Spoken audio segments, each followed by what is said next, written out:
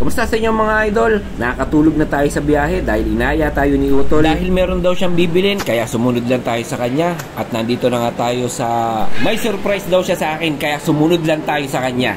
Aba teka, parang kinakabahan na ako dyan ah. Bibili kasi tayo niyan ni Utol ng cellphone. Ngayon, ang hirap palang mamili ng cellphone pagka nandun ka sa maraming bilihan ng cellphone. So, di ko alam kung ano mabibili namin, kung ano mapipili ni Utol. Sana all may Utol na ganyan, di ba?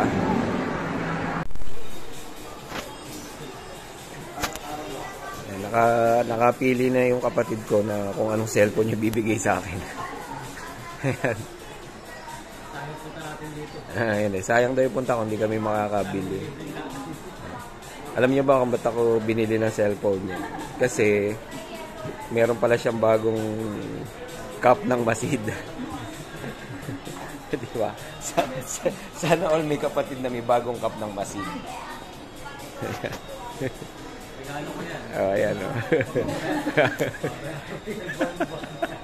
May adapter na yan. At eto na nga ba sinasabi ko, hindi ako marunong magbukas ng ganitong klaseng cellphone. Kaya naman nagpaturo tayo kay Alexis Lopez. Siya yung nag-assist sa amin. Dahil brand new to, ako daw dapat ang magbubukas. First time nga pala nating makahawak ng ganitong klaseng cellphone. Tapos brand new pa. Sabi kasi ni Utol, kailangan ko daw to para sa ginagawa nating pagbablog. Baka ano yan, baka walang kagat yan ha?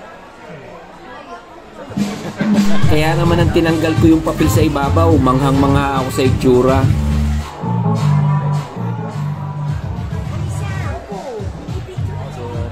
Patingin.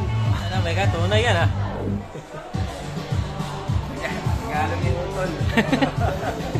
Hindi ko na talaga maitago yung kasiyahan ko sa parte na yan. Oh, yan, tunay. Hello. Tapos yung pakiramdam na excited na kinakabahan kasi hindi ko pa siya alam gamitin talaga. Naiilang pa nga akong hawakan kasi hindi talaga tayo sanay humawak ng mga ganitong klase ng gadget. Kaya naman nagpaturo muna ako ng mga kailangan kong dapat malaman para magamit tong cellphone na to. Chinek ko din nga palang maigi kung mayroong mga gas-gas, kung may mga diferensya. Kasi daw po pwede pang palitan kung meron tayong mapansin na konting gas-gas sa screen niya o kaya sa gilid. Kung hindi gumagana yung mga power button, para daw maayos nilang ma-serve sa akin yung cellphone. Yung ganitong klase pala ng cellphone eh walang kasamang charger. Cord lang, kaya nagtataka rin ako. Nakahiwalay pa yung charger niya. Buti na lang inassist kami ni Idol Alexis para ipaliwanag sa akin mabuti kung paano siya gagana, paano siya gagamitin, ano kailangang i-set up para magamit ko na rin kagad siya at mapag-aralan. Maraming salamat nga pala kay Utol para sa bagong cellphone na gagamitin natin sa pagbablog.